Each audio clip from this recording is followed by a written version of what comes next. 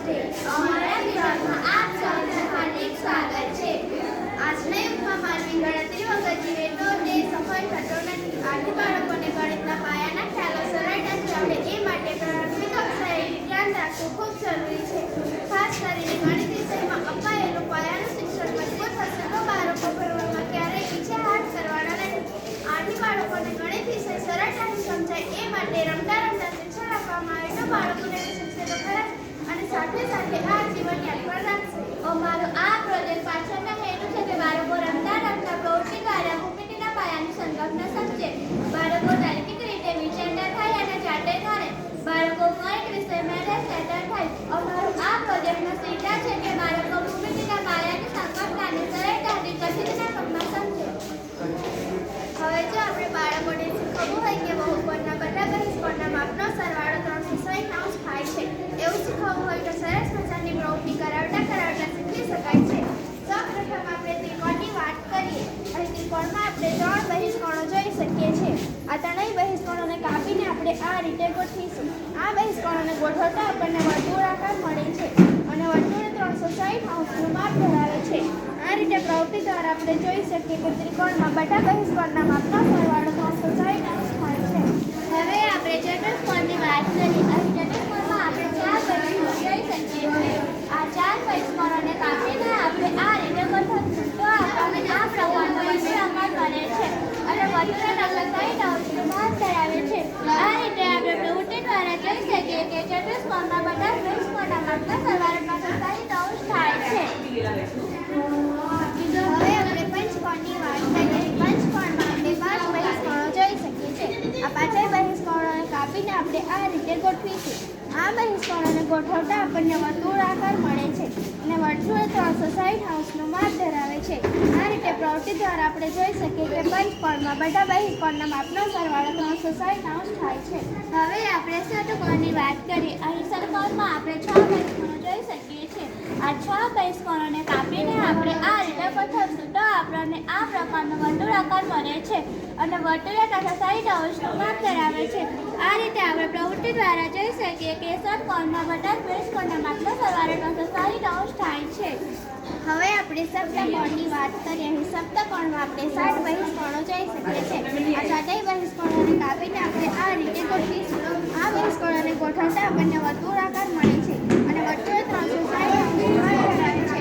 આ રીતે પ્રવૃત્તિ દ્વારા આપણે જોઈ શકીએ કે સપ્તકોણમાં બધા બહિષ્કોણના માપનો સરવાળો 360° થાય છે. હવે આપણે અષ્ટકોણની વાત કરીએ. અહીં અષ્ટકોણમાં આપણે 8 બહિષ્કોણો જોઈ શકીએ છીએ.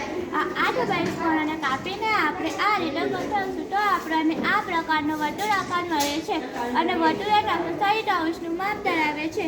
આ રીતે આપણે પ્રવૃત્તિ દ્વારા જોઈ શકીએ કે અષ્ટકોણમાં બધા બહિષ્કોણના માપનો સરવાળો 360° થાય છે. આમ આપણે બાળકોને પ્રવૃત્તિ કરાવતા બહુકોણના બધા બહિષ્કોણના માપનો સરવાળો કેટલો થાય એવું શીખીએ છીએ. હવે આપણે જો બાળકોને શીખવવું હોય કે ત્રિકોણના બધા ખૂણાના માપનો સરવાળો 180° થાય છે એવું શીખવવું હોય તો આ પ્રકારની પ્રવૃત્તિ કરાવતા શીખી શકાય છે. અને ત્રિકોણમાં આપણે 3 ખૂણાઓ જોઈ શકીએ છીએ. આ ત્રણેય ખૂણાઓને કાપીને આપણે આ રીતે ગોઠવીશું. આ ખૂણાઓને ગોઠવતા આપણને અર્ધવર્તુળાકાર મળે છે અને અર્ધવર્તુળ 180°નું માપ ધરાવે છે. આ રીતે પ્રવૃત્તિ દ્વારા આપણે જોઈ શકીએ કે ત્રિકોણના બધા ખૂણાના માપનો સરવાળો 180° થાય છે. હવે આપણે ચતુષ્કોણની વાત કરીએ. અહીં ચતુષ્કોણમાં આપણે 4 ખૂણાઓ જોઈ શકીએ છીએ. આ 4 ખૂણાઓને કાપીને આપણે આ રીતે ગોઠવીશું તો આપણને આ પ્રકારનો વર્તુળાકાર મળે છે અને વર્તુળ 360°નું માપ ધરાવે છે. આ રીતે આપણે પ્રવૃત્તિ દ્વારા જોઈ શકીએ કે ચતુષ્કોણમાં બધા ખૂણાના માપનો સરવાળો 360° થાય છે. આ જ રીતે જો આપણે જાણવું હોય કે પંચકોણ, ષટકોણ, સપ્તકોણ, અષ્ટકોણના ખૂણાના માપનો સરવાળો કેટલો થાય છે જાણવું હોય તો આપણે એક સૂત્ર દ્વારા સરળતાથી જાણી શકાય છે. હવે આપણે એ સૂત્ર જોઈએ. સૂત્ર: બહુકોણના બધા ખૂણાઓના માપનો સરવાળો બરાબર કાઉન્સમાં બહુકોણના ખૂણાઓની સંખ્યા ઓછા 2 કાઉન્સ પૂરો ગુણ્યા 180°. ઉદાહરણ તરીકે આપણે પંચકોણની વાત કરીએ. પંચકોણમાં 5 ખૂણાઓ હોય છે તો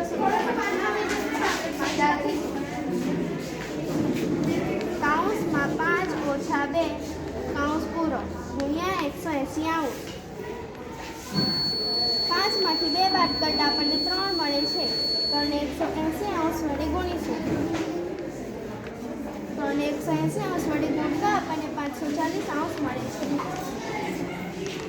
સૂત્ર દ્વારા આપણે સરળતાથી જાણી શકીએ કે પંચકોણમાં બધા ખૂણાના માપનો સરવાળો 540 અંશ થાય છે.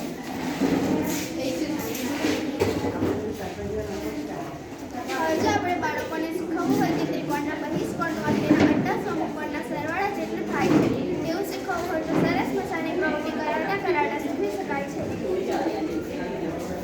અહીં આપણે કોઈ પણ એક બહિષ્કોણની વાત કરીએ. ત્રિકોણની અંદર આપણે બે અડધા સમકોણ જોઈ શકીએ છીએ. આ બંને અડધા સમકોણને કાપીને આપણે આ રીતે ગોઠવીશું. હવે કોણ માપક વડે આપણે આ અડધા સમકોણનું માપન કરીશું.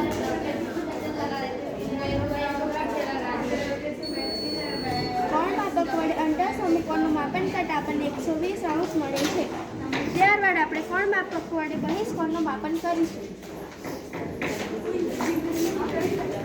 કોણ માપક વડે બહિષ્કોણનું માપન કરતા આપણને 120 અંશ મળે છે. આ રીતે પ્રવૃત્તિ દ્વારા આપણે જોઈ શકીએ કે ત્રિકોણના બહિષ્કોણ હોય તેના અડધા સમકોણના સરવાળા જેટલું થાય છે.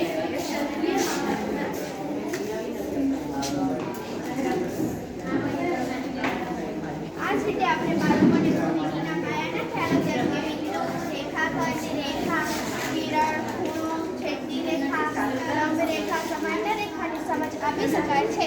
આ જ રીતે આપણે બાળકોને ખૂણાના પ્રકારો જેમ કે લઘુકોણ, કાટકોણ, ગુરુકોણ, સરળ કોણ, પ્રતિબિંબ કોણ, સંપૂર્ણ કોણની સમજ આપી શકાય છે. લઘુકોણ એટલે 90 અંશથી ઓછું માપ ધરાવતો ખૂણો. કાટકોણ એટલે 90 અંશનું માપ ધરાવતો ખૂણો. ગુરુકોણ એટલે 90 અંશથી વધારે 180 અંશથી ઓછું માપ ધરાવતો ખૂણો. સરળ કોણ એટલે 180 અંશનું માપ ધરાવતો ખૂણો. પ્રતિબિંબ કોણ એટલે 180 અંશથી વધારે 360 અંશથી ઓછું માપ ધરાવતો ખૂણો. સંપૂર્ણ કોણ એટલે 360 અંશનું માપ ધરાવતો ખૂણો. આ જ રીતે આપણે બાળકોને વર્તુળના ભાગો જેમ કે કેન્દ્ર અને વર્તુળના કોઈ પણ એક બિંદુને જોડતો રેખાખંડ એટલે ત્રિજ્યા, કેન્દ્રમાંથી પસાર થતો રેખાખંડ એટલે વ્યાસ, વર્તુળના કોઈ પણ બે બિંદુઓને જોડતો રેખાખંડ એટલે જીવા.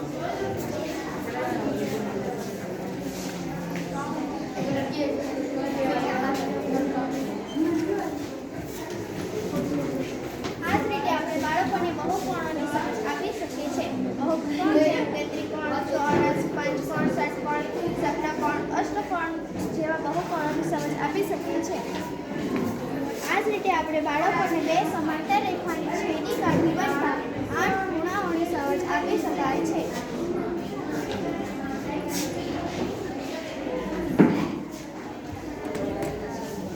આ જ રીતે આપણે બાળકોને ખૂણાના માપને આધારે ત્રિકોણના પ્રકારની સમજ આપી શકાય છે.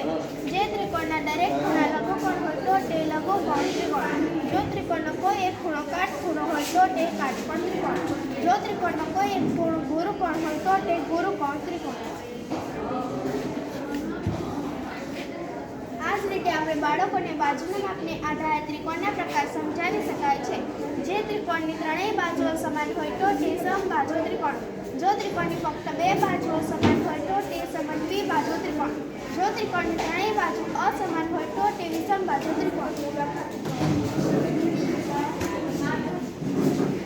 આ જ રીતે આપણે બાળકોને ત્રિપરિમાણીય આકાર જેમ કે સમઘન, લંબઘન, શંકુ, નળાકાર, ગોલકની સમજ આપી શકાય છે. જો આપણે આ ત્રિપરિમાણીય આકાર અને સમઘનનો આપણને આ પ્રકારનો આકાર, લંબઘનનો આ પ્રકારનો આકાર, શંકુનો આ પ્રકારનો, નળાકારની આ પ્રકારની અને ગોલકનો આ પ્રકારનો આકાર જોવા મળે છે. આ પ્રોજેક્ટના ફાયદા નંબર 1